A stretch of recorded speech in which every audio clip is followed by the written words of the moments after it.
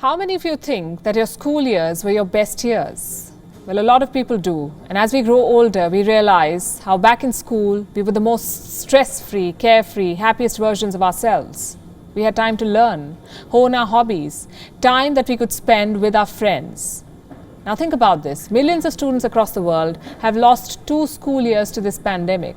The Wuhan virus snatched away 2 years of classroom learning, and even today many students do not know when they'll be able to return to their classrooms. Do you know who have been the silent sufferers of this pandemic? Students.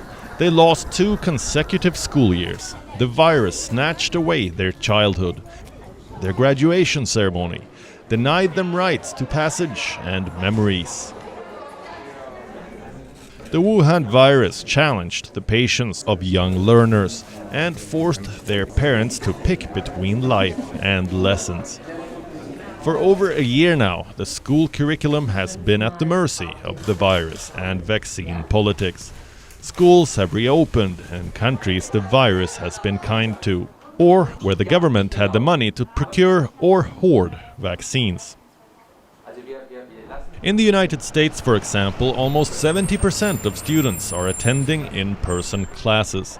The city of New York has now announced a full reopening starting September. Classes will be in person, and they will be held 5 days a week. New York is home to America's largest public school system. Over 1.1 million students are enrolled in some 1,800 public schools. There are concerns about social distancing, but the city's mayor, Bill de Blasio, says the schools should be able to arrange in-person learning in full capacity, while also maintaining a distance of 3 feet between students.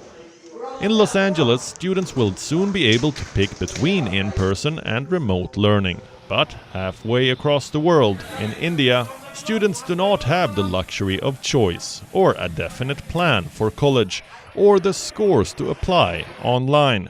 The graduating batch in India still does not know whether or not they will have a school-leaving exam.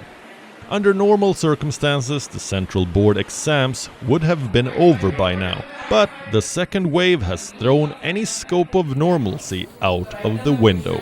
Experts in India are now debating the exam, its pattern and duration. Parents are leaving with the fear that the exams could risk their children's life. As for the students, they are stuck between a rock and a hard place, as college application deadlines inch closer.